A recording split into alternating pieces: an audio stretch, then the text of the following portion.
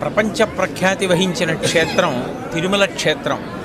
మళ్ళీ తర్వాత ఇక్కడ ఈ గోదావరి నదీ తీరంలో ఈ వాడపల్లి వెంకటేశ్వర స్వామి వారు సాధారణంగా మనకి కనపడే వెంకటేశ్వరమూర్తి కన్నా భిన్నమైన రీతిలో ఇక్కడ దర్శనమిస్తారు. ఆయన ఒక చేత్తో గద పట్టుకొని ఎర్రచందనపు మూర్తిగా వెలిసి ఉండడం చాలా చాలా గొప్ప విశేషం. అసలు ఎప్పుడైనా గ్రహదోషాలు వస్తే ఎర్రచందనాన్ని స్వామివారికి అభిషేకంలోనో లేకపోతే అలదడమో చేస్తూ ఉంటారు.